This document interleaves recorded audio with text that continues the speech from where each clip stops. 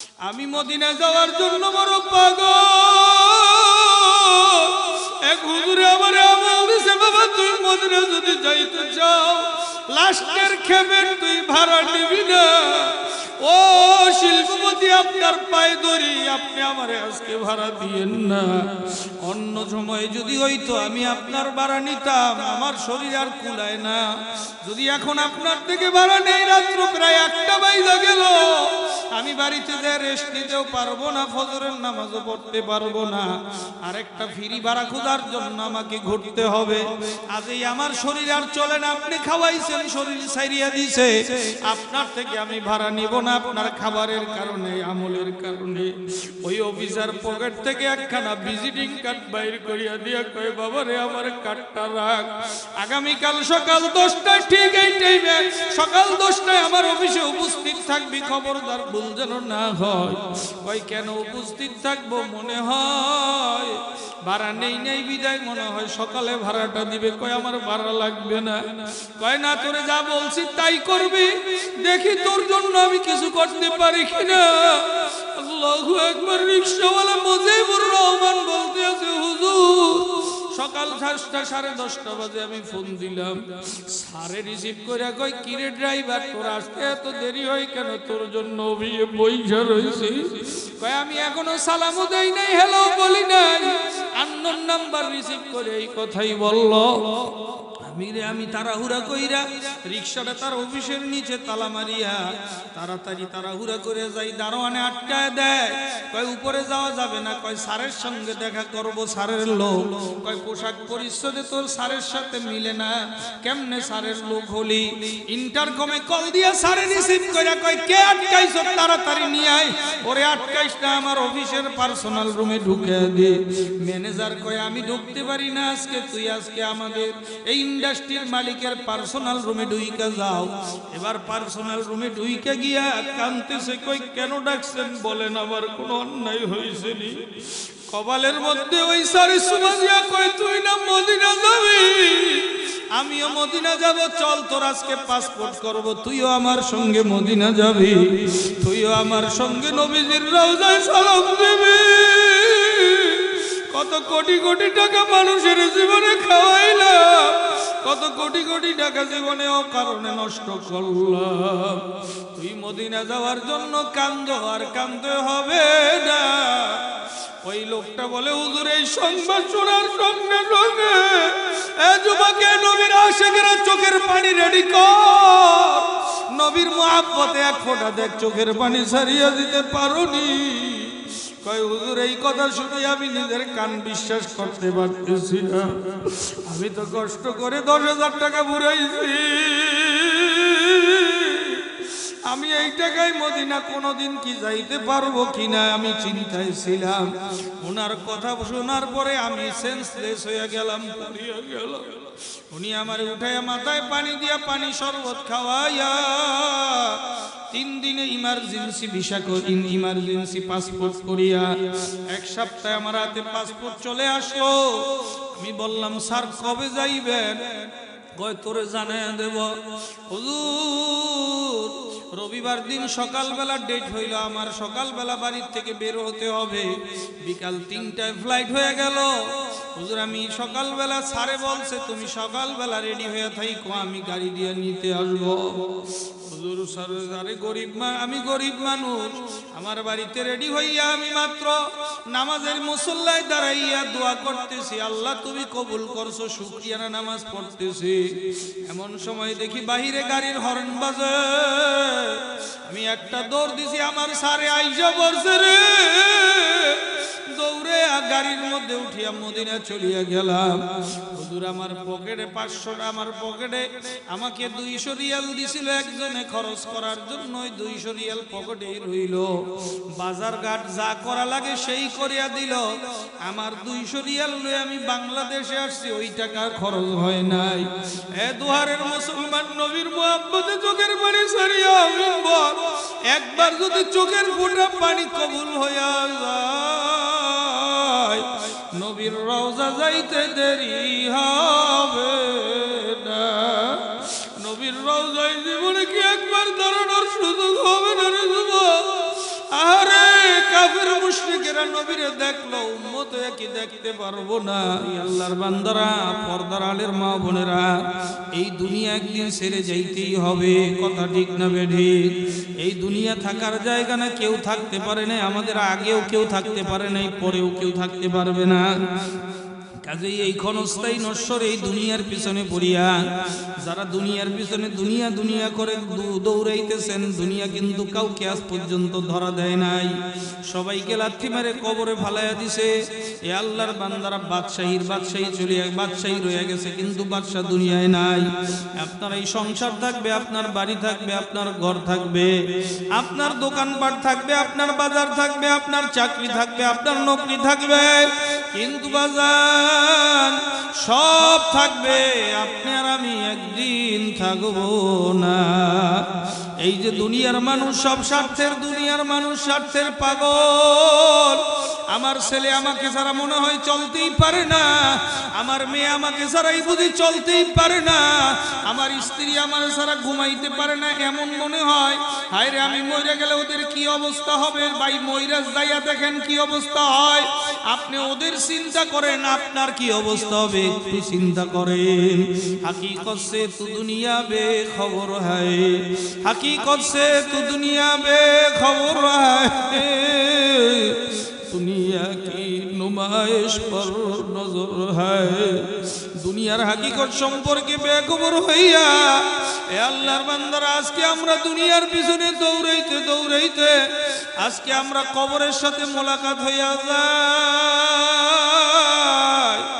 এই দুনিয়ার সব স্বার্থের দুনিয়া। যেই মানুষগুলো মারা যায় ওই বাড়িতে যারা গেছেন, বাবা কান্দনের স্টাইল গুলা দেখেন, কি কইয়া কান্দে। মনে করেন একজনের বাবাই মারা গেছে, ছেলে কান্দে, আয় রে আমার বাবাই গেল গারে, আমি কারে বাবা কইয়া ডাক দিব, কে আমারে খোঁজ খবর নেব, কে আমারে পরামর্শ দিব, কি কন এটি কইয়া কান্দেনি। একবার নানা মারা গেছে, দাদা মারা গেছে, কয় হায় রে আমার দাদাই কালকেও আমারে মজা কিনা দিল, টেলিফোন করলো, আমার খোঁজ খবর কে আর জিগাইব। সব স্বার্থের কান্দা, কথা ঠিক না বেঠিক? স্বামী কয় স্বামী গো, কে আমার খোঁজ খবর নিবে, সংসার কে দেখবে, কে সাজাইবে, কে গুছাইবে, সব স্বার্থের কান্দা। বাইরে আপনি আর আমি যে কবরে রওনা করলাম, খালি হাতে মুসাফির হইয়া রওনা করলাম, আপনার আমার সংবাদ, আপনার আমার খবর বুঝি কেউ নিবে না, আপনার আমার জন্য কেউ কান্না করবে না। আমার বাবাই কবরে চলিয়ে গেল, আমার বাবাই কি নিয়ে কবরে গেল, কি মুনকার নকিরের প্রশ্নের উত্তর দিতে পারে কিনা। আমার বাবার কবরটা জান্নাতের বাগান না জাহান্নামের বাগান হয়ে যায়। এই দুনিয়ার মানুষ কেউ চিন্তা করবে না। আরে মুসলমান, ও ডেকুমের যুব সমাজ ও এলাকার মুসলমান ভাইরা, কাজে এখনো সময় আছে, আসো এই কোরআনের বাইগাম ময়দানের মধ্যে আইসা একটু বসো। বলাও তো যায় না, জফরুল কালাম আমার মাওলার হাতে, আল্লাহ পাক রব্বুল আলামিন হেদায়েতের মালা পরায় দিতে পারেন কি পারেন না? এ আল্লাহর বান্দারা, আমি আপনাদের সামনে পবিত্র কালামুল্লাহ শরীফের সূরা হুজুরাতের 4 এবং 5 নম্বর আয়াত তেলাওয়াত করছি। এই আয়াত দুইটা সামনে রেখে আপনাদের সামনে আলোচনা করব। বাইরে কেউ ওঠাউঠি করিয়েন না, নড়াচড়া করিয়েন না। স্বয়ং আল্লাহর হাবিবের, আল্লাহ তাআলার কালাম আমি আপনাদেরকে তেলাওয়াত করে শোনাবো আর তরজমা করব, আর আমাদের করণীয় বর্জনীয় বলবো। এ আল্লাহর বান্দারা, যেই আয়াতখানা আমি তেলাওয়াত করছি, ওই আয়াতটা কি কারণে নাজিল হইল, যেই কারণে কোন আয়াত নাজিল হয় ওই কারণটাকে শানে নুজুল বলা হয়। কি বলা হয় বাবারা? হ্যাঁ, শানে নুজুল বলা হয়। শানে নুজুল শব্দের বাংলা অর্থ হলো নাজিল হওয়ার প্রেক্ষাপট। নাজিল হওয়া, যেই কারণে নাজিল হইল ওই নাজিল হওয়ার প্রেক্ষাপটকে শানে নুজুল বলা হয়।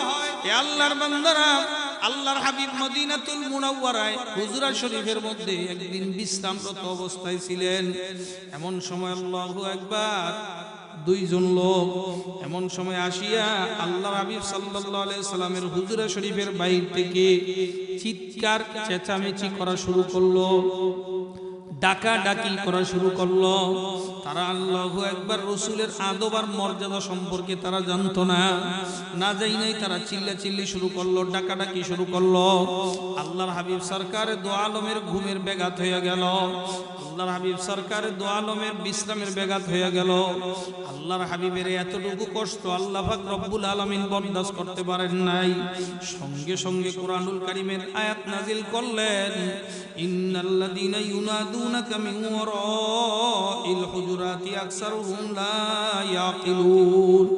সরাসরি কোরআন আল্লাহ তাআলা বলেন, যারা আপনাকে হুজুরা শরীফের বাইরে থেকে ডাকাডাকি করে, আকসারুহুম লা ইয়াকিলুন, অধিকাংশই তারা বোঝে না। এই কথা বলবো না, দূরে যাও, পিছনে যাও। অধিকাংশই তারা জানে না, অধিকাংশই বোঝে না। যারা আপনাকে হুজুরা শরীফের বাহির থেকে ডাকাডাকি করে, চিল্লাচিল্লি করে, অধিকাংশই জানে না, কথা কয় না, অধিকাংশই আকল নাই। নবীর মর্যাদা কম না বেশি? কয় কেমন বেশি? আরে তামাম দুনিয়ার যত নবী আর রাসূল আল্লাহ পাক রব্বুল আলামিন প্রেরণ করেছেন, 1 লক্ষ মতান্তরে 2,24,000 পয়গম্বর, সমস্ত পয়গম্বরদের দরখাস্ত ছিল, मूसा की दिल मैल थे सूए मोहम्मद, मुझे कर दे खुदाया উম্মতে মুহাম্মদ। ও মাবুদ, আবার উম্মতে মুহাম্মাদি হিসেবে কবুল করো। সবাই খালি উম্মতে মুহাম্মাদি হওয়ার জন্য কান্দে। আবুল বাশার হযরত আদম আলাইহিস সালাতু ওয়াস সালাম জান্নাত থেকে নিচে আইসা 350 বছর কাঁদছে। কয় বছর বাবা? কষ্ট হইতেছে আপনাদের? 350 বছর কাঁদছে। 350 বছর কান্দার পরে হঠাৎ করে মনে পড়ছে, আরে জান্নাতে ঢোকার সময় জান্নাতের গেটের মধ্যে লেখা দেখছিলাম, লা ইলাহা ইল্লাল্লাহু মুহাম্মাদুর রাসূলুল্লাহ, লা ইলাহা ইল্লাল্লাহ, লা ইলাহা জোরে লা ইলাহা ইল্লাল্লাহ, লা ইলাহা ইল্লাল্লাহ, লা ইলাহা ইল্লাল্লাহ, লা ইলাহা।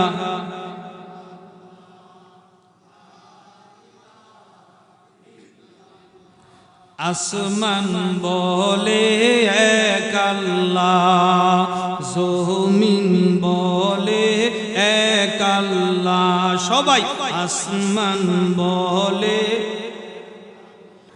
হায়রে জমিন বলে এক আল্লাহ, নেই কোন আমরাও বলি এক আল্লাহ, আমরাও বলি এক আল্লাহ, বলো লা ইলাহা ইল্লাল্লাহ, লা ইলাহা ইল্লাল্লাহ, লা ইলাহা ইল্লাল্লাহ, লা ইলাহা ইল্লাল্লাহ, লা ইলাহা ইল্লাল্লাহ, লা ইলাহা ইল্লাল্লাহ, লা ইলাহা ইল্লাল্লাহ, লা ইলাহা।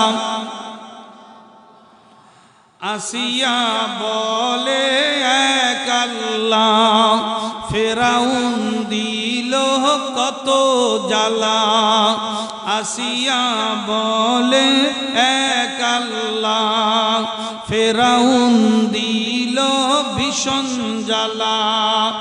আল্লাহ বলেন ও জিবরাইল, আল্লাহ বলেন ও জিবরাইল, খুলে দাও জান্নাতের তালা, লা ইলাহা জোরে লা ইলাহা, লা ইলাহা ইল্লাল্লাহ, লা ইলাহা ইল্লাল্লাহ, লা ইলাহা, লা ইলাহা ইল্লাল্লাহু মুহাম্মাদুর রাসূলুল্লাহ সাল্লাল্লাহু আলাইহি ওয়াসাল্লাম। জিকিরের মধ্যে মজা আছে না নাই? এ আল্লাহর বান্দারা, আদম আলাইহিস সালাতু ওয়াস সালাম কয় জান্নাতের গেটের মধ্যে যে একটা নাম লেখা দেখছিলাম, ওই নামটা দেখার পরে আল্লাহ পাক রব্বুল আলামিনকে প্রশ্ন করছিলাম, আদম নামে আমায় তুমি সর্বপ্রথম বানাইয়া তোমার সাথে কাহার নাম গো লিখিয়া রাখিলা? আল্লাহ জবাব দেয়, বন্ধু আমার মুহাম্মদ গো, আমার সাথে জড়িত যার সৃষ্টি না হইলে আসমান জমিন না হইতো। জোরে কোন সুবহানাল্লাহ। এমন একজন নবী আল্লাহ পাক রব্বুল আলামিন আপনাকে আমাকে দান করছেন। অন্যরা কাইন্দা কাইটা আমার মাওলার দরবারে পায় নাই, আপনি আর আমি পাইছি, বেজার না খুশি? আরে যেই নবীজির উসিলায়, যেই নবী দুনিয়াতে আগমন করার বহু বছর পূর্বে, হাজার হাজার বছর পূর্বে নবীর শানে বেয়াদবি করলে আল্লাহ সাথে সাথে শায়েস্তা করে। কি কয়? যার প্রমাণ ইতিহাসের পাতায় লেখা আছে। হযরত মূসা আলাইহিস সালাতু ওয়াস সালামের জমানায় মূসা আলাইহিস সালাতু ওয়াস সালামের একজন সাহাবী ছিল, নাম তার আবুল হারেসা। কি নাম? আবুল হারেসা তাওরাত কিতাবের পুরোপুরি হাফেজ ছিল। এই আবুল হারেসা একদিন রুমের মধ্যে যাইয়া হুজরা শরীফটা খালি পাইয়া আল্লাহু আকবার ভিতরে প্রবেশ করে তাকে দেখে একটা তাওরাত কিতাব ভিতরে আছে। সে তাওরাত কিতাবের হাফেজ, তাওরাত কিতাব তেলাওয়াত করা শুরু করলো। একটা জিনিস তার মাথার মধ্যে খটকা লাগলো, হায়রে আহমদ নামের একজন নবী, এই নবীর নাম তাওরাত কিতাবের মধ্যে 92 জায়গার মধ্যে আছে। আর যেই নবীর উপরে তাওরাত কিতাব নাজিল হইছে, মূসা আলাইহিস সালাতু ওয়াস সালামের নামটা তাওরাত কিতাবে মাত্র 5 জায়গার মধ্যে আছে। ব্যাপারটা কি? এই নাম এত নাম আহমদ নবী আবার কে, যার আসার কোনো সংবাদ আমরা শুনি নাই। এই নবীর নাম তাওরাত কিতাবে এত থাকবে কেন? সে রাগান্বিত হইয়া, ক্রোধান্বিত হইয়া বাজার লম্বা ঘটনা সংক্ষেপ করে 2 মিনিটের মধ্যে শেষ করে দেই। আল্লাহর হাবিব সরকারে দু আলমের ওই আহমদ নামগুলা কলম দিয়ে কাটতে শুরু করলো। যেই মাত্র ওই 90-92 নামটা কাটিয়া ফেলাইলো, সঙ্গে সঙ্গে আল্লাহর আযাবে অভিশপ্ত গুইসাব হয়ে গেল। জোরে কোন নাউযুবিল্লাহ। গুইসাব হয়ে গেল। আমার মাওলাই হযরত মূসা আলাইহিস সালাতু ওয়াস সালামকে ওহী দিয়া কয়, ও মূসা, খবর রাখো না, দাওয়াত বন্ধ করো, আমার নবীর ইজ্জতের উপর আঘাত আসছে, আমি সহ্য করতে পারি না। দৌড়ে যাও। হুজরা শরীফের মধ্যে বিশাল ঘটনা ঘটিয়ে গেছে। হুজরা শরীফের মধ্যে যা দেখে তাওরাত কিতাবটা খোলা পড়ে আছে, সাথে একটা বড় একটা গুইসাপ। গুইসাপ চিনেননি? দুহারের মানুষ দেখছেন আপনারা? গুইসাপ হয়ে গেছে। মানুষ গুইসাপ দেখলে কি করে? লাঠি লয়, বিধান দিতে লয়, লড়ান দিতে লয়, কথা কয় না। মুন্সিগঞ্জের ভাষায় কয় খেদান দেয়। লাঠি দিছে পিটান দেওয়ার জন্য। এমন সময় গুইসাপ মানুষের মতো কথা কয়, একটু সুবহানাল্লাহ কইতেন না? আওয়াজটা আপনার দুহারের মুসলমানের আওয়াজের মতো হয় নাই। একটা এমন আওয়াজ দিতে হবে যেই আওয়াজে আল্লাহ পাক রব্বুল আলামিন খুশি হয়ে যাবে। আরে শুধু আপনি একবার সুবহানাল্লাহ বলবেন, হাদিসের মধ্যে আসছে তামলাউমা বাইনাস সামাওয়াতি ওয়াল আরদ, আসমান আর জমিনের মাঝখানের ফাঁকা জায়গাটা নেকি দিয়া ভরপুর হয়ে যায়। আরে ভাই, এই আওয়াজও হয় নাই। মেম্বার আর চেয়ারম্যান আর এমপি আর মন্ত্রীর পিছনে যখন ঘুরে সারাদিন স্লোগান দেয়, আমার ভাই তোমার ভাই, অমুক ভাই তমুক ভাই, অমুক ভাইয়ের চরিত্র ফুলের মতো পবিত্র, নামাজ নাই একক্ত, এই ভাইয়ের পিছনে স্লোগান দিয়া সন্ধ্যার সময় খাওয়াইছে ডেট ফেল বিস্কুট আর পচা বিস্কুট আর রং চা। কেউ চিনি হয় না। আমগো মুন্সিগঞ্জ শহরে এক মুরব্বী, বয়স প্রায় 74 বছরের উপরে, দাঁত পড়ে গেছে, কথা ঠিক মতো বলতে পারে না। দাঁত পড়ে গেলে মানুষের কথা আর স্পষ্ট হয় না, অস্পষ্ট হয়ে যায়, ঠিক না বেঠি? এই স্লোগান দিতেছে মিছিলের মধ্যে, আমি দেখতে ফেলাইছি, আমার ভাই তোমার ভাই, বিপ্লবী ভাই, বিপ্লবী ভাই, স্লোগান দেয় বিপ্লবী ভাই যেখানে আছে না। আমি তো দেখতে ফেলাইছি, পিছন দিয়ে দৌড়ছি, মুরব্বী খারাপ। মুরব্বী আর আগায় না, কয় হুজুর কি হইছে? আমি কি এর স্লোগান দেয়? সন্ধ্যার সময় দেখা করব না, জায়গা খামাস গেছে। আইছে আইসার সময় মুরব্বী কি স্লোগান দিয়ে টেয়া পয়সা কত পাইছেন? দূর মিয়া, ডেট ফেল বিস্কুট খাওয়াইছে আর চা দিছে গরম পানি, চিনিও দেয় নাই। কথা দুনিয়ার মানুষের পিছনে বাজান রাজনৈতিক দলের সমালোচনা করতেছি না, দুনিয়ার আখেরাত বুঝাইতেছি। কি রাগ করতেছেন আপনারা? দুনিয়ার আখেরাত, দুনিয়ার একটা রাজনৈতিক দলের নেতার পিছনে স্লোগান দিলে 25 ক্যারেট ডেট ফেল চা আপনার মিলে চিনি ছাড়া। আমার মাওলার পক্ষে একবার স্লোগান দিবেন, একবার সুবহানাল্লাহ, একবার আলহামদুলিল্লাহ, একবার আল্লাহু আকবার আওয়াজ দিবেন। আল্লাহ তাআলা সেকেন্ডের মধ্যে তামলাউ মা বাইনাস সামাওয়াতি ওয়াল আরদ, জমিন থেকে আসমান পর্যন্ত গোটা এরিয়াটা নেকি দিয়ে ভরপুর করে দেয়। এই আফসোসটা যারা সুবহানাল্লাহ কন্যাই মাহফিলে আসেন নাই, এই এরা আফসোসটা করবেন হাসরের ময়দানে। দুই জান্নাতীর ঘটনা লেখছে, দুই জান্নাতে বৈশা না আপনার বৈশা আছে, এমন সময় এমন ঘেরানের সঙ্গে মু মু করতেছে। এত সুন্দর ঘেরানটা আইলো করতে রে, পাশের জান্নাত থেকে গেছে, পাশের জান্নাতে ভাই একটা ঘেরান পাইলাম, আতরটা কি কইতেন আমার এক আতরটা একটু সংগ্রহ করতাম। কি ভাই নতুন আতর নতুন ঘেরান ভালো লাগলে আমরা জিগাই না ভাই পারফিউমটা কই পেয়েছেন, আতরটা কই পেয়েছেন, নামটা লিখে দেন, ঠিকানাটা। হ্যাঁ, আমি আগে একটা আতর ব্যবহার করতাম, আতরটার নাম রাওয়াজ না কি জানি ছিল। ওই আতরটা এক মুরব্বি পছন্দ করছে, কয় আমারে কাগজে লেখা দেন। লেখা দিছি, হে গিয়া বাইতুল মুকাররম গিয়া গাড়ি ভাড়া দিয়া গিয়া এরপর ওই আতর কিনে আনছি। মানে গেরান পাইলে মানুষের লেখা রাখে, ঠিক না? এবার জান্নাতে গিয়া কইতেছে আপনার যে গেরানটা আইলো, আতরটার নামটা কোন, কিসের গেরান? কয় কি এর আতর মাতর, কোনো আতর আসেনি জান্নাতে। কই গেরান আসলো কোত্থেকে? কয় মাত্র নাস্তা খাইয়া ঢেউ দিস। এই মুরব্বিটা আওয়াজ দেন জোরে বলেন সুবহানাল্লাহ। কয় মারছে তোমার নাস্তার ঢেউকের আওয়াজ, নাস্তার ঢেউকের গেরানে তো না জানি তোমার আমল কত, না জানি তোমার আমল কত। না না না বেশি আমল করি না, কয় লাগা হিসাব। এবার দুইজনের আমল নামার খাতা এভাবে দইরা ক্যালকুলেশন করতেছে, হিসাব টিসাব কইরা দেখে পাশের জান্নাতি ওয়ালায় জীবনে একবার সুবহানাল্লাহ বেশি কইছে। বুঝে নাই আওয়াজ, বুঝে নাই আওয়াজ, এখনো আসে নাই। একটু পুরুষ সচিত কণ্ঠে আল্লাহ তাআলার শুকরিয়া আদায় করেন, জবানে কথা বলার শক্তি দান করেছেন কে? হ্যাঁ দোহারের মুসলমান আওয়াজ করে বলেন, কথা বলার শক্তি দিয়েছেন কে? ওই আল্লাহর জন্য পুরুষ শাসিত কণ্ঠে কণ্ঠের সকল আওয়াজগুলোকে ছেড়ে দিয়ে আল্লাহকে সন্তুষ্ট করায় দেওয়ার জন্য মুসলমান তৈরি আছেন তো ইনশাআল্লাহ? নারে তাকবীর। আল কোরআনের আলো, কোরআন সুন্নাহর আলো, কোরআন সুন্নাহ যেখানে। রাজি আছেন তো ইনশাআল্লাহ? খুশি হয়েছে কে? আশেপাশে যারা দোকানে ঘাটে এখনো আছেন ভাই মেহেরবানি করে তাড়াতাড়ি আইসা পড়েন, অল্প সময়ের মধ্যে একটা মেসেজ দিব, যেই মেসেজের মাধ্যমে আপনি অনেক কিছু জানতে পারবেন ইনশাআল্লাহ। আমি কোন রাজনৈতিক দলের দালালি করব না, আমি কোরআন হাদিস থেকে বাস্তব কিছু কথা বলবো। কি ভাই কষ্ট হইতেছে আপনাদের? শেষ করে দেব। হযরতে আল্লাহু আকবার সূরা হুজুরাতের মধ্যে বাজান এই আপনার ওই আবুল হারেসার ঘটনা বলতেছিলাম। আবুল হারেসা রুমের মধ্যে মুসা আলাইহিস সালাম লাঠি নিচে পিটান দিবে, কয় আমারে পিটেন না, আমার নাম আবুল হারেসা, তুই এমন হলি কেন?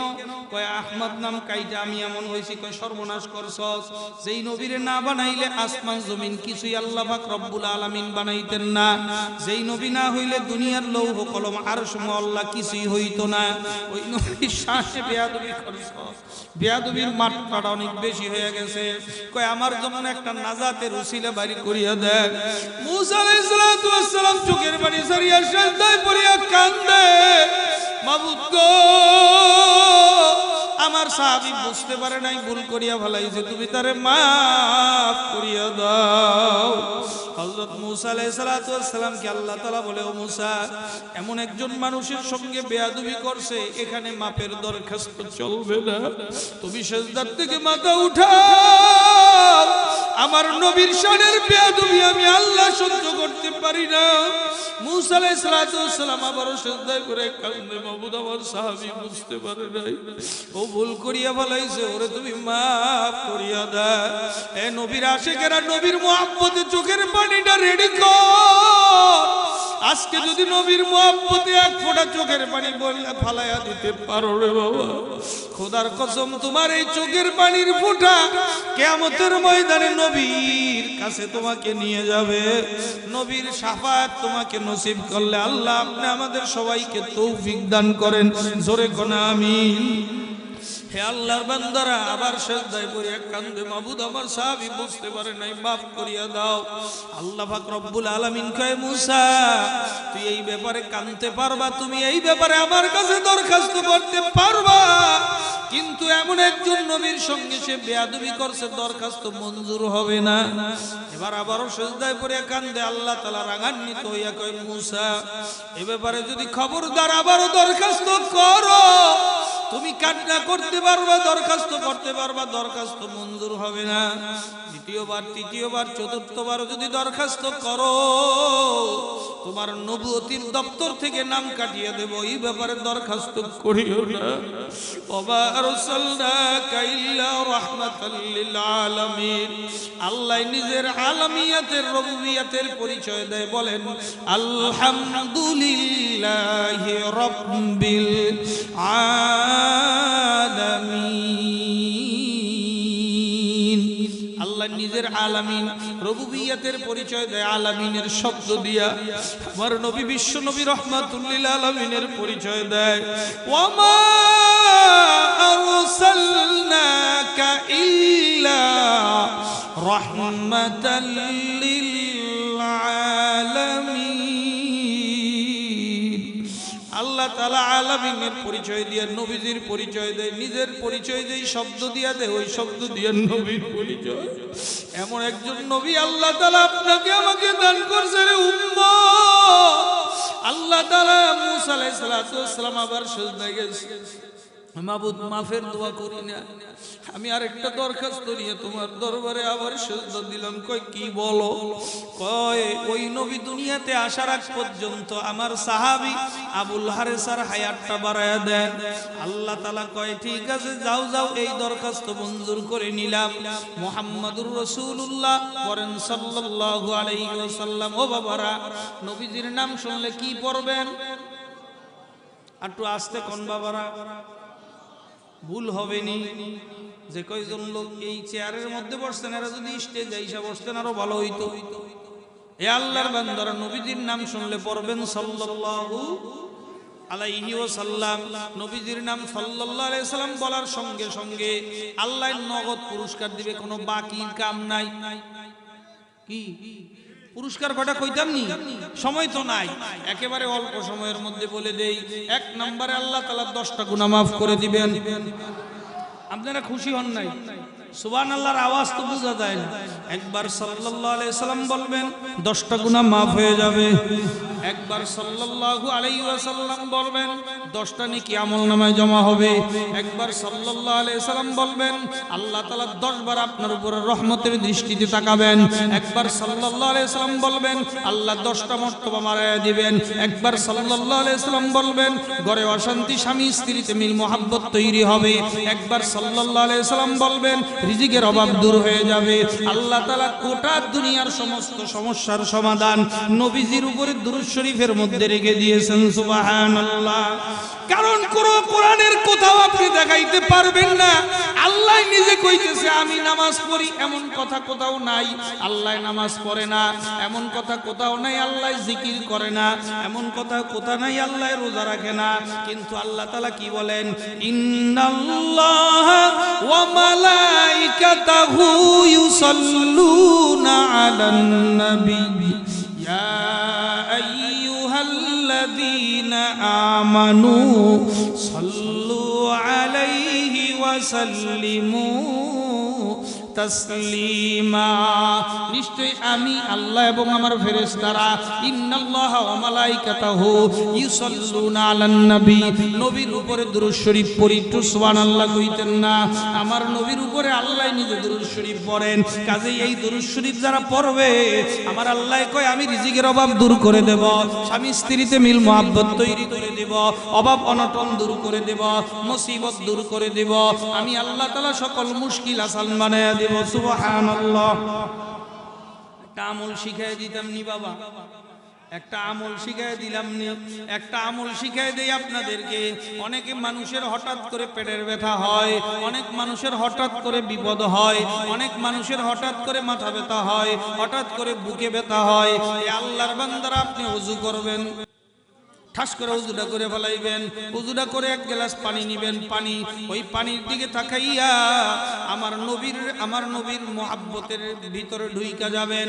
এরপরে দরুদ শরীফ পড়বেন বেজর সংখ্যায়, কি সংখ্যা কথা কয় না, বেজর সংখ্যায় কমপক্ষে 11 বার।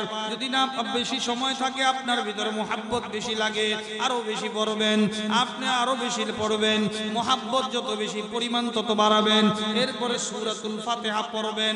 আগের বার যদি পড়ে থাকেন 21 বার, শেষে পড়বেন 21 বার। আগের বার যদি পড়ে থাকেন 11 বার, শেষেও পড়বেন 11 বার। কইরা আল্লাহর নবীর মুহাব্বত নিয়ে পানিতে ফু দিবেন। পানিটা রোগীরে খাওয়াই দিতে দেরি হবে, পেটের ব্যথা কমতে দেরি হবে না। তবে কথা আছে এখানে, কথা হইল জবানটা হালাল খানার জবান হইতে হইব, সুদ মুক্ত জবান হতে হবে। যে পর্নেওয়ালা সে হালাল গেজা খানেওয়ালা হইতে হইব। সুদ খাইয়া ফুয়াইবি, ফুয়াইতে ফুয়াইতে পেট ফুড়া হয়ে যাবে, পেটের ব্যথা বন্ধ হবে না, আরো বাড়বে। কথা কয় না। ঘুষ খায়া মিথ্যা কথা বইলা ফুয়াইবি, ফুয়াইতে ফুয়াইতে ওর পেট ছিদ্রি হয়ে যাবে, পেটের ব্যথা ভালো হবে না। এই জন্য সুদ মুক্ত যদি আপনি থাকেন, আপনি যদি হারাম মুক্ত থাকেন, তাহলে জবান দিয়া ফু দিতে দেরি হবে, ফুয়ে অ্যাকশন হইতে দেরি হবে না। সুবহানাল্লাহ। সব রোগ, কোন রোগের এক্সপ্রেশন বলছি, যদি ব্যথা হয় তেলে পরে ফু দিবেন, তেলের জায়গায় ব্যথার জায়গায় তেল মালিশ করবেন, ব্যথা নাই। আলহামদুলিল্লাহ কইতেন না? নবীজির জন্য মোহাব্বত লাগেনি রে বাবা। এ আল্লাহর বান্দারা, পর্দার আলের মা ও বোনেরা, আল্লাহ পাক আল্লাহর নবী মুসা আলাইহিস সালাতু ওয়াস সালাম রে, মুসা আলাইহিস সালাতু ওয়াস সালাম ওই আবুল হারেসা রে কই, আবুল হারেসা তোর ভাগ্য বড় ভালো, তকদির বড় ভালো, যা যা যা মক্কাতুল মুকাররমায় 570 খ্রিস্টাব্দে হযরতে আব্দুল্লাহর ঘরে আমিনার গর্ভ হয়ে মুহাম্মদুর রাসূলুল্লাহ দুনিয়াতে আগমন করবেন, তুই সেখানে যাই অপেক্ষা কর। ওই নবী বড় মায়ার নবী, ওই নবী বড় দয়ার নবী। ওই নবীর কাছে যদি মাফ চাও, ওই নবী তোরে মাফ করিয়া দেবে। এ আমার ভাইরা, আবুল হারেসা মক্কা নগরীর উদ্দেশ্যে নদী নালা খাল বিল পুকুর পুষ্কনি পাড়ি দিয়া মক্কা নগরীতে অপেক্ষা করতেছিলেন। এমন সময় আল্লাহর হাবিব দুনিয়াতে আগমন করলেন, নবুয়ত প্রাপ্ত হইলেন, রাস্তা দিয়ে একদিন রওনা করেন। এমন সময় রাস্তার মধ্যে গুইসাব সালাম দেয়। নবীজি যখন হেঁটে যাইতো গাছে সালাম দিত, আসমান বৃক্ষ তরুলতা নবীজিরে সালাম দিত। নবীজি যখন হেঁটে যাইতেন, নবী খালি কইতেন ওয়ালাইকুমুস সালাম, ওয়ালাইকুমুস সালাম, ওয়ালাইকুমুস সালাম। সাহাবীরা কয় কারে সালাম দেয়, কে সালাম দেয়, আপনি কার উত্তর নেন? কয় বৃক্ষ তরুলতা পাহাড় পর্বত মদিনার সব, এই দুনিয়ার সমস্ত মাখলুকাত আমি রাসূলুল্লাহকে সালাম দেয়। সুবহানাল্লাহ। নবীজিরে আপনার আমার সালাম দিতে মনে চাইনি। এ আল্লাহর বান্দারা, মদিনা যাওয়ার একটু নিয়ত করে ফেলান। কাদের কাদের নিয়ত আছে? আল্লাহু আকবার।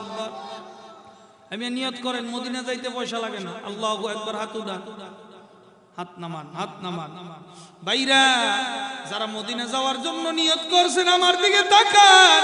ওই যে একটা কথা বললাম, মদিনা যাইতে পয়সা লাগে না। মদিনা যাইতে কি লাগে না বাবা?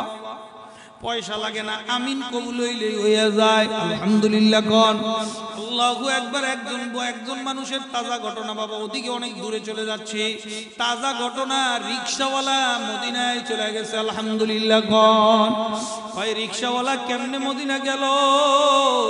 রিকশাওয়ালা বড় আল্লাহওয়ালা, বড় আল্লাহ মুত্তাকি। রিকশা চালায়া প্রতিদিন খালি গান গায়, রিকশা চালায় আর গান গায়।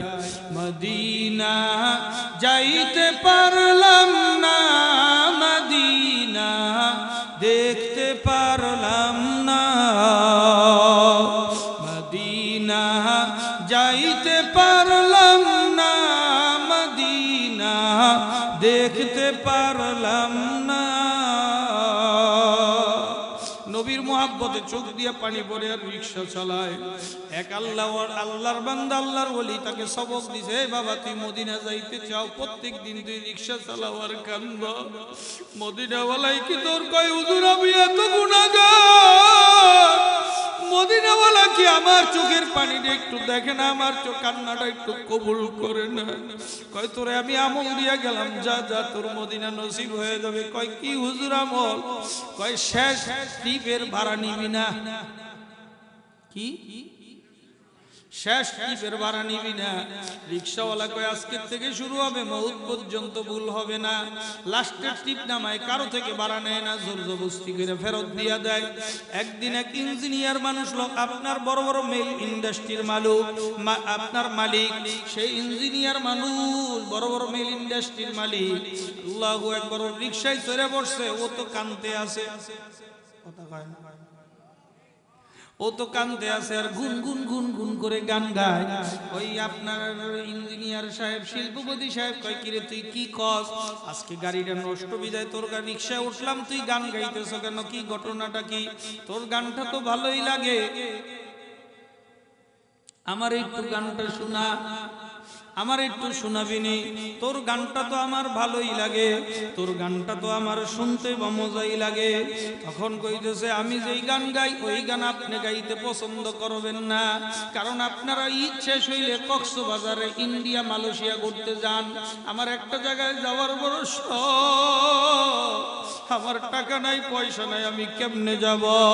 বলে কি আমার কাছে খুইলা বল, আমার কাছে একটু খুইলা বল। তখন বলতেছে মদিনা যাইতে পারলাম না, মদিনা দেখতে পারলাম না, মদিনা নাম যে কত মধুর,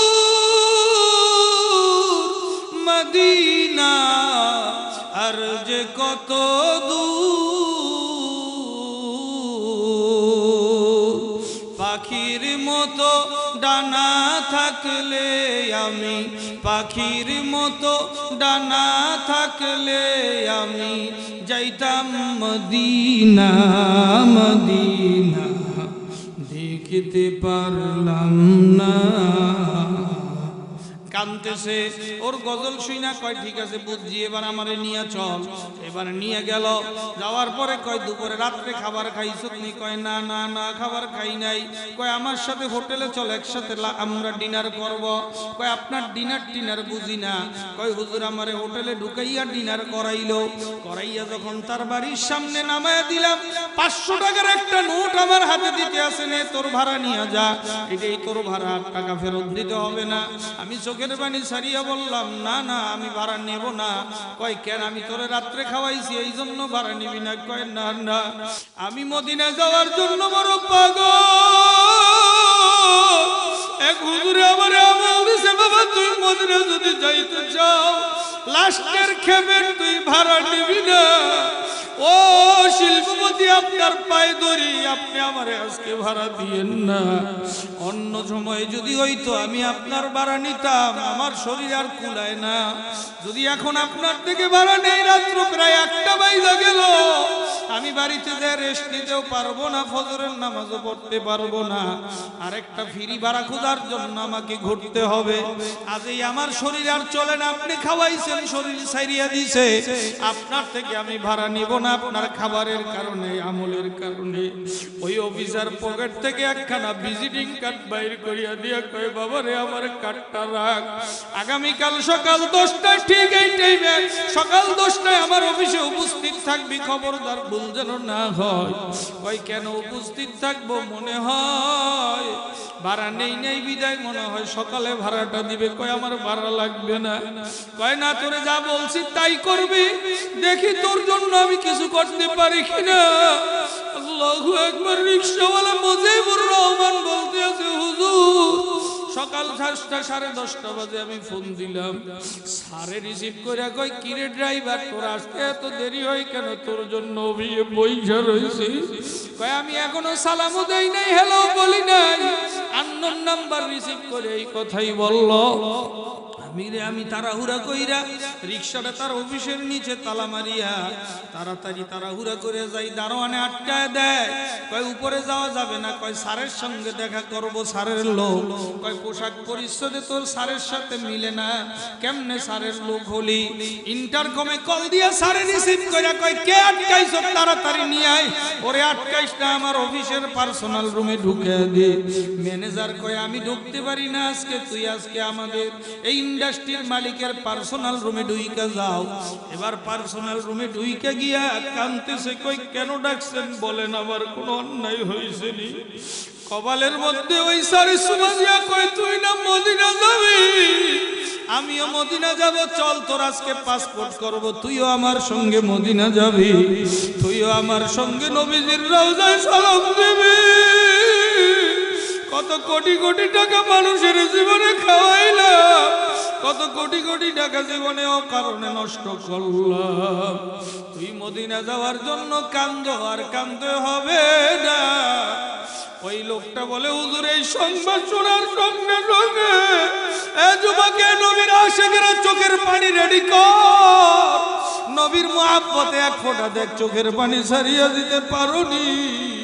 কয় হুজুর এই কথা শুনে আমি নিজের কান বিশ্বাস করতে পারতেছি না, আমি তো কষ্ট করে 10,000 টাকা বুড়াইছি, আমি এই টাকায় মদিনা কোনোদিন কি যাইতে পারবো কিনা আমি চিন্তায় ছিলাম। ওনার কথা শোনার পরে আমি সেন্সলেস হয়ে গেলাম, পড়িয়া গেলাম। উনি আমার উঠাইয়া মাথায় পানি দিয়া পানি শরবত খাওয়াইয়া 3 দিনে ইমার্জেন্সি ভিসা করিন, ইমার্জেন্সি পাসপোর্ট করিয়া 1 সপ্তাহে আমার হাতে পাসপোর্ট চলে আসলো।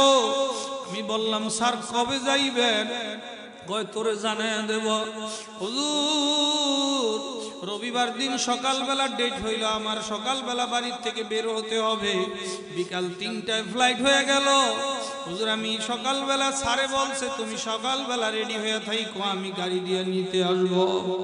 হুজুর স্যার আরে আমি গরিব মানুষ, আমার বাড়িতে রেডি হইয়া আমি মাত্র নামাজের মুসল্লায় দাঁড়াইয়া দোয়া করতেছি, আল্লাহ তুমি কবুল করছো, শুকরিয়ানা নামাজ পড়তেছি। এমন সময় দেখি বাহিরে গাড়ির হর্ন বাজে, আমি একটা দৌড় দিছি, আমার স্যারে আইসা বলছে রে, দৌড়ে গাড়ির মধ্যে উঠিয়া মদিনা চলিয়া গেলাম।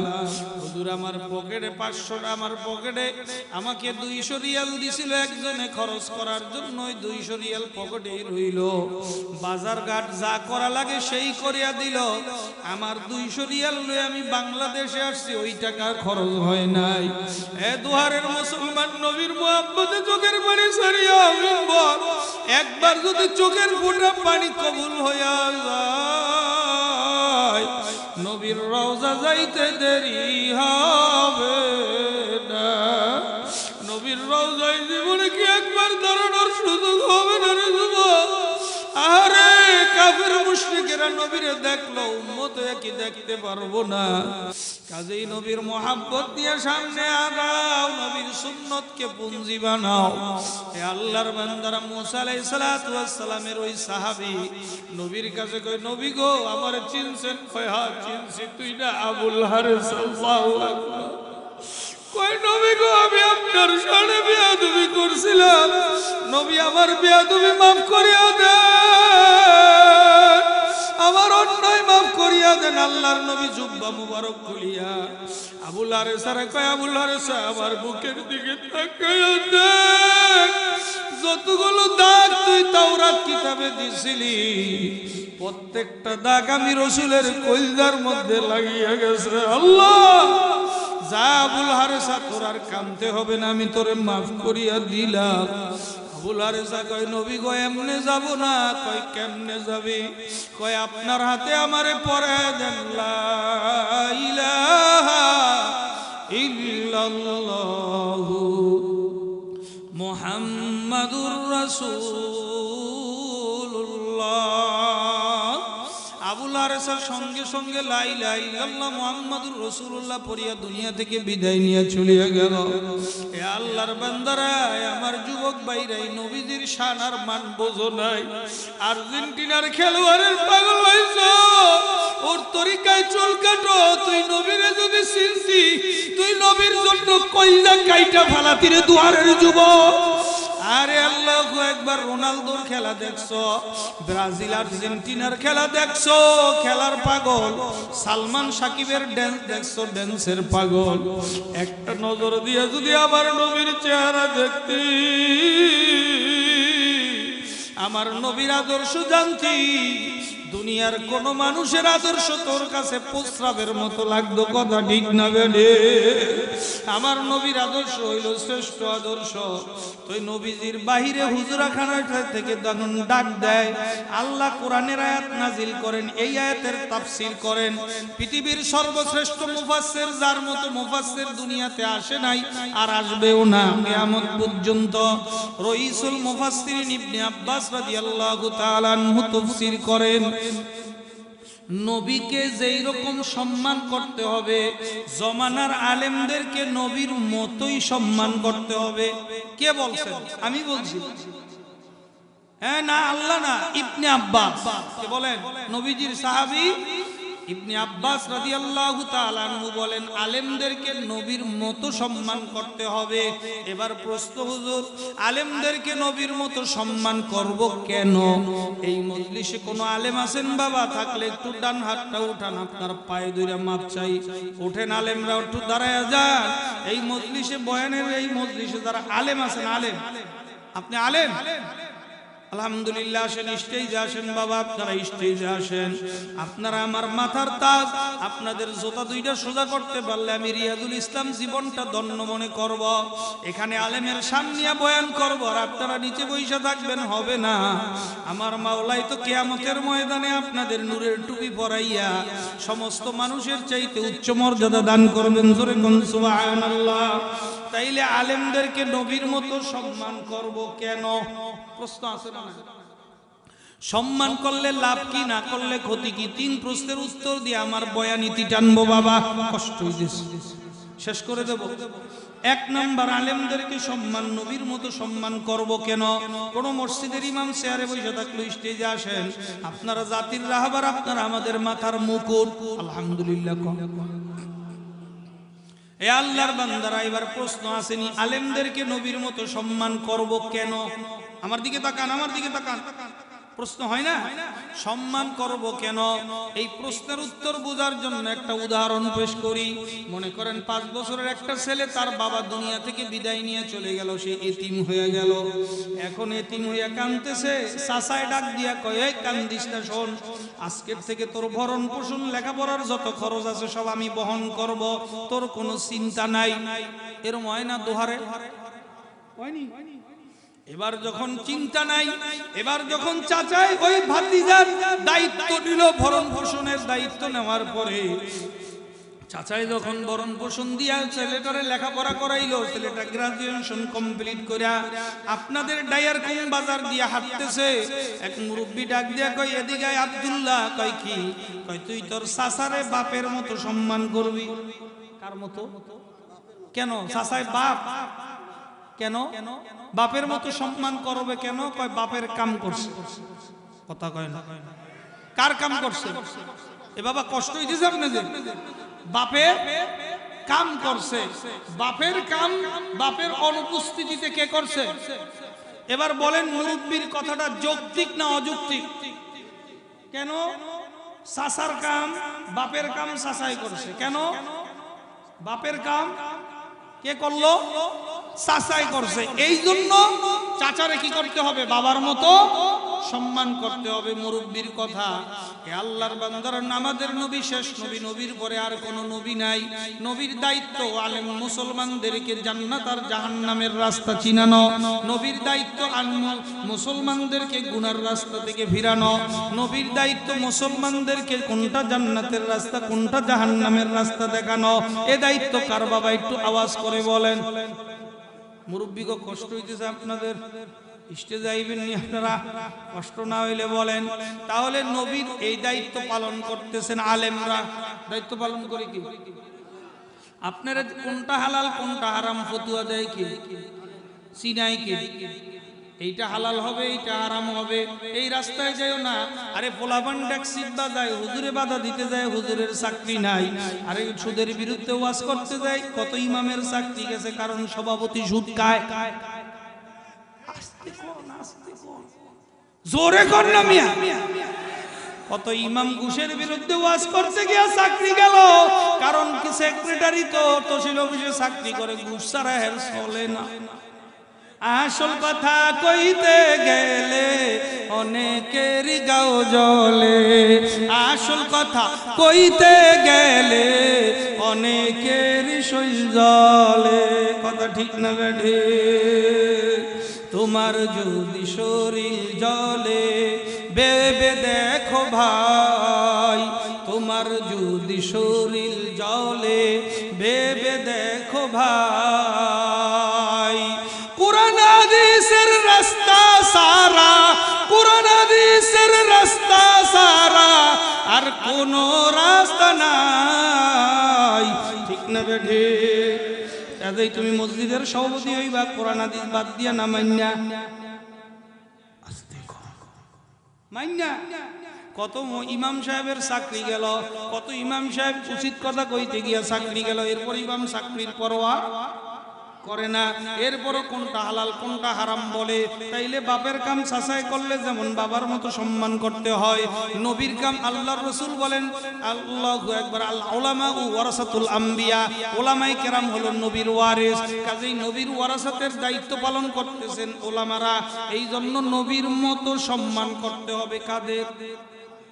এবার 2 নম্বর প্রশ্নে বাবা, অল্প সময়ের মধ্যে আমি বড় দরিয়া পার হয়ে যাইতেছি। 2 নম্বর প্রশ্ন, আলেমদেরকে নবীর মতো সম্মান করলে লাভ কি? 3 নম্বর প্রশ্ন, ক্ষতি কি? একটা কথার মধ্যে সব উত্তর দিয়ে দেব। রাজি আছেন? কষ্ট হইতেছে আপনাদের বাবা? যারা এখনো রাস্তায় আছে আসো আসো, অল্প সময়ের মধ্যে এই মাহফিল শেষ হয়ে যাবে। বাজান আজকের এই মাহফিল আগামীকালকে থাকবে না, কাজে আসিয়া বসিয়া যান। এ আল্লাহর বান্দারা নবীর মতো সম্মান করলে লাভ কি? একই তাফসীরের মধ্যে ইবনে আব্বাস রাদিয়াল্লাহু তাআলা আনহু একটা ঘটনা উল্লেখ করেন, ফেরাউনের ঘটনা আর মুসার ঘটনা। কার ঘটনা? ফেরাউন ছিল তদানীন্তন সময় সবচেয়ে বড় স্বৈরাচার। কি কন? ফেরাউন কি ছিল? স্বৈরাচার ফেরাউন। একদিন আপনার জ্যোতিষীরে ডাক দিয়া কয়, ওই জ্যোতিষী বাক্য গণনা কর, আমার ক্ষমতা কয়দিন আছে? জ্যোতিষী গণনা করতে করতে করতে করতে কয়, ক্ষমতা বেশি দিন নাই। কি কয় জ্যোতিষী? কি কয়? কতর কল্লা উড়ামু, কেন বেশি দিন নাই? কয় মুসা নামের একজন লোক আসবে, তিনি আল্লাহর নবী হবে, ইনি আইসা আপনার ক্ষমতার তক্ত তাউজ খান খান করে দেবে। কে কয়? জ্যোতিষী কয়। এবার কোন ফেরাউন্নার ঘুম আসেনি? হ্যাঁ, ফেরাউন্নার ঘুম হারাম হইছেনি। ফেরাউন এবার ঘুম হারাম হইয়া কয়, খবরদার, এই মন্ত্রী পরিষদ নিয়া কয় এবার তাড়াতাড়ি মুসা আসার রাস্তা বন্ধ করো। কয় কেমনে করবেন? কয় জন্ম নিয়ন্ত্রণ করো। ঠিক না বেঠি? এবার জন্ম নিয়ন্ত্রণ আইন পাশ করলো ফেরাউন তার সংসদে, এককভাবে স্বৈরাচারী আইন দেশের জনগণের উপরে চাপায়া দিল। কয় কি আইন? স্বৈরাচারী আইন। আমার দেশের মধ্যে কেউ কোনোদিন ছেলে জন্ম দিতে পারবা না, ছেলে জন্ম দিলেই ছেলের কল্লা উড়ায় দেব। কার ডরে? কথা কয় না, কথা কয় না। ছেলের ডরে, মুসার ডরে কয় ছেলে জন্ম নিলে কি করব? কল্লা উড়ায় দেব। লোক নিয়োগ দিছে, এভাবে চলতে লাগলো 30 বছর। 6 বছর গোটা এলাকার মধ্যে কর্মী শূন্যতা দেখা দিল। এলাকার ভিতরে কাজ করার লোক আর পাওয়া যায় না, কারণ ছেলে জন্ম দিলে ফেরাউন নাই কি করে? জবাই করে ফেলায়। এখন করবেটা কি? এবার সবাই মিলা আন্দোলন শুরু করলো, মানি না, মানবো না, আইন, এই আইন মানি না, বাতিল করো, করতে হবে, নইলে গদি ছাড়তে হবে। এই আইন, এই আন্দোলন তখনও ছিল। ফেরাউন কয় খবরদার, হায় হায়, যেই ক্ষমতা বাঁচাবার জন্য মুসারে আসার রাস্তা আমি বন্ধ করলাম, নবী আসার রাস্তা বন্ধ করে দিলাম, ওই ক্ষমতা দিয়ে আইনের কারণে যাই আইন পরিবর্তন করো। পরের দিন সকালে ফেরাউন ঘোষণা দেয়, ঠিক আছে আইন পরিবর্তন হয়েছে, শাসন শাসন। কয় কি শাসন? কয় 1 বছর ছেলে জন্ম দিতে পারবা, আর 1 বছর ছেলে জন্ম দিতে পারবা না। শয়তানের আইন বুঝেন, কয়েক বছর সন্তান জন্ম দিতে পারবা, আরেক বছর সন্তান ছেলে জন্ম দিতে পারবা না। আমার মাওলার কারিশমা বড়, বুঝা বড় দায়। যেই বছর সন্তান ছেলে জন্ম দেওয়া বৈধ ছিল, আল্লাহ তাআলা ওই বছর হারুন আলাইহিস সালাতু ওয়াস সালাম রে দুনিয়াতে পাঠাইলেন। যেই বছর অবৈধ ছিল, ওই বছর মূসা আলাইহিস সালাম রে পাঠাইলেন। একটু চিৎকার মেরে বলেন সুবহানাল্লাহ। মুসার আম্মা কয়, হাই হাই সর্বনাশ করে ফলাইছে। বলে কি? এই তো আমার বাচ্চা হয়ে গেছে, এটা জি ছেলে। ফেরাউনের লোক লস্কর না এখনই এসে আমার ছেলেরে হত্যা করবে। না না, আমি মা বাইচা থাকতে আমার সন্তানকে হত্যা করতে দিব না। একটা বাক্স বানাইছে আল্লাহ, কয় বাক্স বানাও। বানাইয়া মুসা আলাইহিস সালাতু ওয়াস সালামের ভিতরে ঢুকায় দাও, ঢুকাইয়া দরিয়ার মধ্যে ছাড়িয়া দাও। আমি আল্লাহ হেফাজতের জিম্মাদারি নিলাম। ধরে কোন সুবহানাল্লাহ। এবার মুসা আলাইহিস সালাতু ওয়াস সালাম রে বাক্স মধ্যে ভরিয়া দরিয়ার মধ্যে ছাড়িয়া কয়, আল্লাহ আমার কলিজার টুকরা তোমার হাতে তুলিয়া দিলাম। আমার কলিজার টুকরা মুসার যেন কোনো ক্ষতি না হয়। ওয়ামাকারু ওয়ামাকারাল্লাহ ওয়াল্লাহু খায়রুল মাকিরিন। আল্লাহ তাআলা দুনিয়ার মানুষের ষড়যন্ত্রের খেলা যেখানে শেষ, আল্লাহটা সেখান দিয়া শুরু হয়। ঠিক না বেঠিক? কত কুদানি মুদানি এই দেশে মারুন্না লোক দেখলাম। মাদ্রাসা রাখবো না, হুজুর রাখবো না, মাদ্রাসা বন্ধ করে দিব, হুজুর সব শেষ করে দিব। হেরাই নাই, হুজুররা আছে, মাদ্রাসা আছে, ইসলাম আছে। কথা ঠিক না বেঠিক? ইসলাম রে যারা বন্ধ করার চেষ্টা করে, ইতিহাস তাদেরকে বন্ধ করে দেয়, ইসলাম বন্ধ হয় না। কথা ঠিক না বেঠিক? কোরআনকে বন্ধ করার কেউ যদি পায়, তারা করে কোরআন বন্ধ হবে না, আরো বাড়বে। সমস্ত মুসলমান কোরআনের পক্ষে কিনা? কথা ঠিক না বেঠিক? এ আল্লাহর বান্দারা, মুসলমান ভাইরা রে আমার, আল্লাহু আকবার। হযরত মূসা আলাইহিস সালাতু ওয়াস সালামের বাক্স আমার মাওলাই নিয়া ফেরাউনের বাড়ির গাটলার সামনে থামায়া দিছে। আল্লাহু আকবার। কার বাড়ির সামনে? যেখানে বাঘের ভয়। একটু আস্তে কোন, যেখানে বাঘের ভয় সেখানে রাখবো। ওই জায়গায় গেছে। এবার ফেরাউনের বাড়ির দাসী, দাসীটা বড় বুদ্ধিমান, দেখে একটা বাক্স পড়ে রয়েছে। কয়, হায় হায়, নদীর মধ্যে বাক্স। বাক্সটা ধরতে যা থাইমা গেল। কয়, না ধরবো না। কয়, কারণ কি? কয়, বাক্সের মধ্যে যদি হীরা জহরত স্বর্ণ রূপা থাকতে পারে, ওটার ভিতরে যদি স্বর্ণ রূপা থাইকা থাকে, আমি যদি উঠে দিতে যাই, বলবো তুই চুরি করছস, বাঁচার জন্য আমাকে জমা দিছস। না না, আমি কাম করব না। দৌড়ে আসিয়া আলাইহিস সালাতু ওয়াস সালাম রে ডাক দিয়া নিয়ে আসছে। সুবহানাল্লাহ। কয়, দান ওই বাক্সটা উঠান। ওই বাক্সটা দেখলাম। এবার দুইজনে মিলে বাক্স উঠাইয়া বাজান বাক্সর মুখটা খুলিয়া দেখে, এই বাক্সর মধ্যে পূর্ণিমার চাঁদ উদয় হয়ে আছে। জোরে কোন সুবহানাল্লাহ। এবার কোলের মধ্যে বাচ্চাটা নিয়া চুমাইতেছে কে? হযরত আসিয়া আলাইহা সালাতু ওয়াস সালাম। বড় মুমিন, বড় মুমিন মহিলা। আল্লাহু আকবার। আমার মাওলার বড় পাগল মহিলা চুমাইতেছে। এমন সময় ফেরাউনের নিয়োগকৃত জল্লাদ দেখে ফেলাইছে। এবার তলোয়ার বাইর করছে। কয়, এটা তো ছেলে, আমার কাছে দে, এটার কল্লা উড়াইয়া দেব। কয়, না থাম। কয়, আপনার স্বামী আমাকে নিয়োগ দিছে এই কাম করার জন্য। এই কাম করা এটা আমাদের ডিউটি, কাজেই এই কাম করব। কয়, স্বামী যদি অনুমতি দেয় তো অসুবিধা আছে নি? কয়, না না, কোনো অসুবিধা নাই। কয়, দাঁড়া। এবার দৌড়ে ফেরাউনের কাছে গিয়া কয়, তোমার জল্লাদ এই বাচ্চাটা হত্যা করতে চাই, এটা তো ছেলে। ওই বাচ্চা আমি হত্যা করতে দেব না, এটা আমার, আমি পালবো। কয়, দে আমার কাছে, এটা হত্যা করব। কয়, তুই কেন হত্যা করতে দিবি না? কয়, আমার মায়া লাগে। ফেরাউন কয়, আমার মায়া লাগে। একজনে কইছে মায়া লাগে, আর একজনে কি কইছে? মায়া লাগে না। আমার আল্লাহ তাআলা হযরত মূসা আলাইহিস সালাতু ওয়াস সালাম রে ফেরাউনের বাড়িতেই পালছে। আলহামদুলিল্লাহ। কোন মুফাসসিরিন ইকরাম ইবনে আব্বাস রাদিয়াল্লাহু তাআলা আনহু লেখেন, শুধু মায়া লাগে, মুহাব্বত লাগে, এই কথাটা বলার কারণে আসিয়া আলাইহিস সালাতু ওয়াস সালামের জান্নাত দেখতে দেখতে মৃত্যু হয়েছে।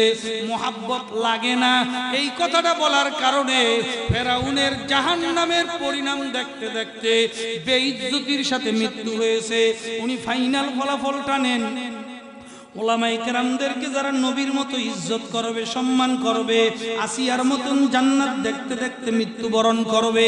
ওলামায়ে কেরামদেরকে যারা নবীর মতো সম্মান করবে না, আলেমদেরকে বেইজ্জতি করবে, ইমামরে ধাক্কা মারবে, এদের মৃত্যু।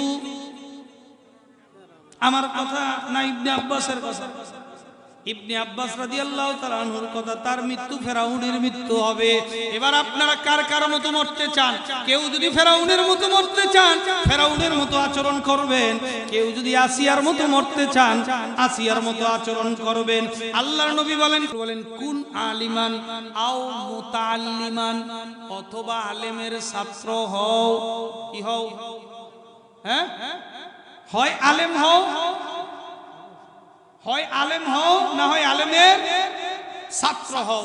এবার বলেন এই ডাইয়ার কোন ডাইয়া গজারিয়া বাইতুল নূর জামে মসজিদের উদ্যোগে যে আজকের মাহফিলটা, দ্বিতীয় বার্ষিক ওয়াজ মাহফিল, এই মাহফিলের আয়োজন কইরা আপনাদেরকে জাহান্নাম থেকে বাঁচানোর জন্য লক্ষ্যে আলেমদের ছাত্র হওয়ার সুযোগ করলো কিনা? কথা কয় না। যারা আইতে পারেন নাই, ছাত্র হওয়ার সুযোগ হারাইছেন, এখনো সময় আছে, আরেকজন আলেম বাকি আছে। ছাত্র হওয়ার নিয়তে তাড়াতাড়ি চলে আসেন। ইনশাআল্লাহ কিয়ামতের ময়দানে মুক্তি আর নাজাতের রাস্তা পাওয়া যাবে। ঠিক না বেঠিক? তাহলে কোন আলিমান, আলেম হও, সবাই পারবে না। আও মুতাআল্লিমান, আলেমের ছাত্র হও। আও মুস্তামিআন, অথবা আলেমের কথা শোনো। ছাত্র যদি না হইতে পারো, আলেমের কথা শোনো। আও মুস্তামিআন, আলেমের কথা শোনো। এরপরও যদি কথা না শুনতে পারো, কই কথা কেমনে শুনবে না? এই সমাজে এই অবস্থায় কেউ নাই যে আলেমের কথা শুনতে পারবে না। সবার জন্য আলেমদের কথা শোনা উন্মুক্ত। জুমার দিন আলেমদের কথা শোনার জন্য ব্যবস্থা করা হয়। ওয়াজ মাহফিলে আলেমদের কথা শুনে আমল করার ব্যবস্থা করা হয়। সবাই হইতে পারবে। তারপরেও অপশন আছে একটা, যদি শোনার ব্যবস্থা না থাকে, তোমারে যদি আয়না ঘরে বন্দি করা হয়, অথবা এমন জায়গায় তোমারে নিয়ে আটকায় রাখা হয় যেখান থেকে আলেমদের কাছেও যাওয়া যায় না, কথাও শোনা যায় না, তাহলে আও মুহিব্বান, অন্তরে অন্তরে আলেমরে মুহাব্বত করো। অন্তরে অন্তরে কারে মুহাব্বত করবে? হ্যাঁ, আলেমদের অন্তরে অন্তরে মুহাব্বত করো। আল্লাহর রাসূল বলেন, যদি অন্তর দ্বারা দূরে এক দ্বীপে আটকা পড়ে আসো, এমন জায়গায় আটকা পড়ে আসতো, ওখান থেকে কবে বাইরে হবা তার কোনো সম্ভাবনা নেই। কোনো জালেম সরকার আয়না করে বন্দি করছে, অথবা এমন দেশে চলে গেছে যেই দেশে কোনো আলেমের সন্ধান পাওয়া যায় না, তাহলে অন্তরে অন্তরে আলেমের মুহাব্বতটা অন্তরে রাখো। ফাতাকুন খামিসান, খবরদার পঞ্চম নম্বরে যাও না। ফাতুহলিক, তাহলে তুমি ধ্বংস হয়ে যাও, ধ্বংস হয়ে যাবা, ধ্বংস হয়ে যাবা। এই জন্য ভাইরা, আলেম হব, আলেমের ছাত্র হব। ছাত্র যদি না হই, আলেমের কথা শুনব। যদি নাও পারি, অন্তর দিয়ে আলেমরে মুহাব্বত করব। কারা কারা রাদিয়াল্লাহু আকবার, নারায়ে তাকবীর। আলেম ওলামা যেখানে, পীর বুজুর্গ যেখানে, আল্লাহ কবুল করেন, জোরে কোন আমিন। হে আল্লাহর বান্দারা, তাহলে আমার কথার মূল সারমর্ম হলো আলেম হতে হবে, অথবা আলেমের ছাত্র হতে হবে, অথবা আলেমের কথা শুনতে হবে, অথবা আলেমরে মুহাব্বত করতে হবে। অনেক সময় আপনার আমার স্বার্থের বিরুদ্ধে আলেমদের কথা যায় কি যায় না? আর কথা কয় না, যায়নি। হুজুরে এবার সুদের বিরুদ্ধে কইছে, হুজুরে আজকে দাড়ি রাখতে কইছে, হুজুরে আজকে পর্দার কথা বলছে, এটা আমার বিরুদ্ধে গেছে। এখন কি করতে হবে? এই সভাপতি সাহেবের কাছে, সভাপতি সাহেব না, সভাপতি সাহেবের কাছে কইতে হুজুরে খেদাম নাকি? হ্যাঁ, সভাপতি সাহেবের কাছে কি হুজুর রেখেছেন, কি আর ওয়াজ মাস করে এডি? হ্যাঁ, কি আর বিষয়বস্তু পায় না, আর সাবজেক্ট পায় না, প্রত্যেকটা কথা আমারই কইছে। কথা কয় না। লবণ যখন ছিটানো হয়, যেই গায়ে কাটা আছে ওই গায়ে জ্বলে। কথা ঠিক না বেঠিক? নামাজ পড়ে না এক ওয়াক্ত, ইমামের ভুল ধরে ইমাম সাহেব, তাড়াহুড়া করেন কেন? হুজুর গো দোষ শয়তানে কেমনে বাইর করে? হুজুর যদি তাড়াহুড়া করে আটে, কই জানি দাওয়াত আছে, তাড়াহুড়া করে যাইতেছে, কয়নি? আবার হুজুর যদি কয় আজকে তাড়াহুড়া করবো না, আস্তে আস্তে আটমু, আস্তে আস্তে আস্তে কয়, দেখছেন খাইয়া আটতারে না, আস্তে আস্তে আড়ে। কি কোন কথা ঠিক না বেঠিক? এ বাবা, এই আলেমরা আপনাদের সেবায় 24 ঘন্টা নিয়োজিত। এখানে ইমাম সাহেব কারা কারা আছেন? এখন প্রমাণ হইব ইমাম সাহেব কারা কারা। কইতে অসুবিধা আছে? আপনি ইমাম সাহেব না? আপনি ইমাম সাহেব, ইমাম সাহেব, ইমাম সাহেব। হুজুর আপনার বেতন কত? হুজুর আপনার বেতন কত? আল্লাহু আকবার রেডি বিলে বেতন এর হুনতে মনে হয় মুখটা তিতে হয়ে গেল হইনা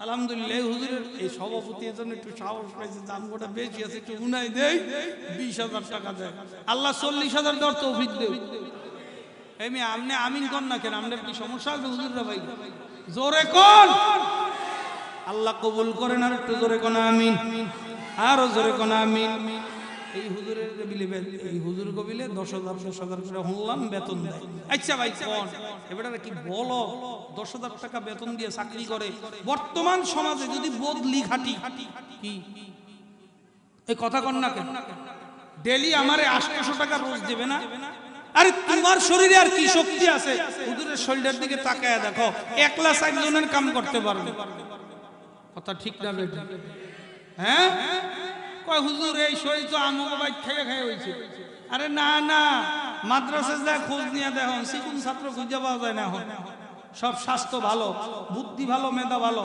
এবারে খাটলে কি 1000 টাকা রোজ কামাই করতে পারে না মিশুক চালাইলে 1400-1500 টাকা কামাই করা হয় কথা ঠিক না বেঠি এ আল্লাহর বান্দারা এরপরেও এত কিছু সব বাদ দিয়া ইমাম সাহেব 10,000 টাকা বেতনে আপনার এলাকায় বইরে রইছে তাও আবার আপনার ঠেলা কি হুজুর ব্যাপার কি নামাজ শেষ করে আপনি কই যান গা মসজিদে থাকবেন কথা বলা এ আল্লাহর বান্দারা ইমাম সাহেবের কারগুজারি আমার শুনাইলো হুজুর আমি 3টা বছর ধরে আপনার গেছে রোজার ঈদ করে আসছি কুরবানিতে বাড়িতে যাই না হুজুর এবার রোজার ঈদে বাড়িতে যাব ঈদের আগের দিন ছুটি চাইলাম কয় নাই ছুটি নাই ঈদের নামাজ পড়ায়া তারপরে যাওয়া লাগবে আমি বললাম ঠিক আছে আমার মেয়েটা প্রত্যেকদিন মোবাইল করে আব্বু গো ছেলে মোবাইল করে আব্বু গো তোমার সঙ্গে ঈদ করা কি আমার হবে না তোমার হাতে হাত দিয়া কি ঈদগাহে যাওয়া হবে না কয় আমি ছুটি নিয়ে বাড়িতে আসতে আসি চিন্তা করিও না ছেলের জন্য ঈদের মার্কেটিং মেয়ের জন্য ঈদের মার্কেটিং ছুটি পাইলাম ঈদের দিন বিকাল বেলা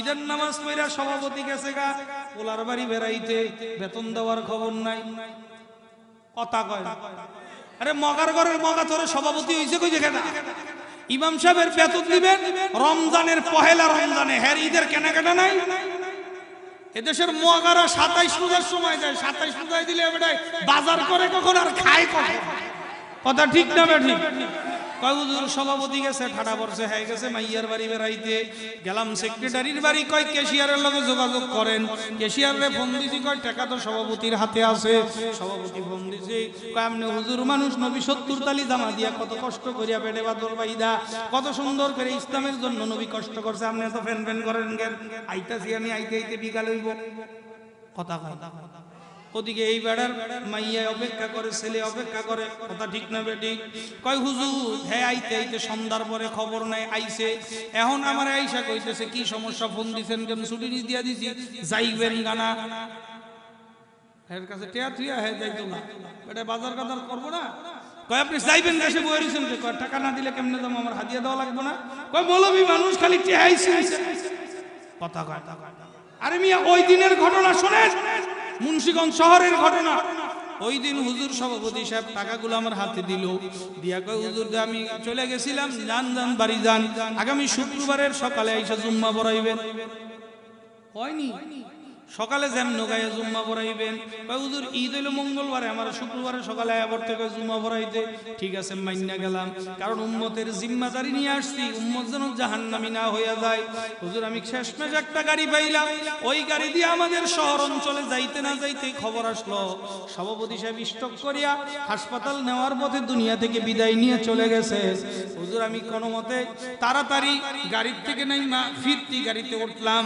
সভাপতি সাহেবের জানাজা পড়াই হবে আশেপাশে ইমামরা সব ছুটিতে চলে গেছে আমার সমাজের সভাপতি আমারই দায়িত্ব আমি চলে যাই হুজুর আমি তাড়াহুড়া করে বাড়ি থেকে আবার আরেকটা গাড়ি নিয়ে বাড়িতেও দেখা করলাম না বাজারও দিলাম না কিছুই করলাম না হুজুর তাড়াহুড়া করে গাড়িতে গেলাম যাইতে যাইতে যাইতে যাইতে পরের দিন সকাল 8:30 9টা বাজে গেল ওদিকে ফোন করতেছে তাড়াতাড়ি আসেন কদ্দুর আইছেন তাড়াতাড়ি আসেন হুজুর আমি বলতেছি গাড়ি তো জামে পড়ে আছে ঈদের বাজার কয় না না তাড়াতাড়ি আসতে হবে হুজুর আমি তাড়াতাড়ি বাড়িতে দেখে গেলাম সভাপতি সাহেবের জানাজা আরেক মাদ্রাসার ছাত্র আইনা পরে দাফন করছে। আমারে বলতেছে রুমের মধ্যে কি আছে সব নিয়ে একবারে বের হয়ে যান, আর কোনোদিন আমাদের মসজিদে আসতে হবে না। কি অন্যায় করলাম, কি অপরাধ করলাম, আজকে 14 বছর আপনাদের সমাজে কাটাইলাম, সমাজবাসীর সাথে আমার কথা বলার সুযোগ দেন, একটা জুমার নামাজ পড়ার সুযোগ দেন। সভাপতির পোলায় কয় আপনারা যদি আমি জহুরের রক্ত দেখি কল্লা আলাদা করে ফেলাইব। হুজুর ওর বাবার জন্য আমি আমার ছেলে মেয়ের সঙ্গে দেখা করলাম না, হুজুর ওর বাবার জন্য আমি ফিরতি গাড়িতে উঠলাম, আমার আসতে দেরি হয়েছে, রাস্তায় যানজটের ব্যাপার, হুজুর আমি বলবোটা কি, বলেন করবোটা কি, আসতে দেরি হয়েছে, সকাল 7টায় জানাজা, আমি 8:30টায় উপস্থিত হয়েছি, আমার জন্য লাশ আর অপেক্ষা করে নাই, কোথার থেকে মাদ্রাসার ছাত্র আইনা জানাজা দিয়া ভালো হয়েছে। হুজুর এই তো বিনা অপরাধে আমার চাকরিখানা চলিয়া গেল। এই আল্লাহর বান্দারা বলে এই আলেমেরা যদি মসজিদের চাকরি ছাড়িয়া দেয় আপনার মৃত্যুর অবস্থা কি হবে? আপনার জানাজা দেওয়ার মতন লোক খুঁজে পাওয়া যাবে না। কাজে এই আলেমেরা আপনাদের সমস্ত কিছু ছাড়িয়া দিয়ে আপনাদের সমাজে পড়িয়া থাকে, আলেমদের বিরোধিতা করবেন না, মহাব্বত করবেন। খালি গনে হুজুরের 20,000 টাকা হাদিয়া দেয়, 3 বেলা খানা দেয়, এইটা গনে। আরে ভাই 20,000 টাকা আমনে দিয়ে মাছ বাজারে গেলে আপনার জায়গায় শেষ হয়ে যায়। হুজুরের পেট নাই, হুজুরের স্ত্রী নাই, তার সন্তানের লেখাপড়ার চাহিদা নাই, হুজুরের 20,000 টাকা দেন, এইটা গনেন না। না, মাঝে মাঝে হুজুরের জন্য 500 টাকা 1,000 টাকা হাদিয়া দিয়া গো হুজুর আপনি নাইবে রাসূল, নবীরে পাই নাই আপনারে পাইছি, হুজুর 1,000 টাকা হাদিয়া দিলাম, হুজুর আপনি আমার মায়ের জন্য বাবার জন্য দোয়া করিয়েন। খোদার কসম কইয়া জিকির শুরু করবো, হুজুর চলে আসতেছেন, খোদার কসম করে বলিয়া থিয়া যাই এই মহাব্বত কিয়ামতের ময়দানে যদি আমল নামায় কোনো আমলও বাকি না থাকে, আল্লাহ তাআলা উসিলা করে আপনারা মাফ করে দিবে।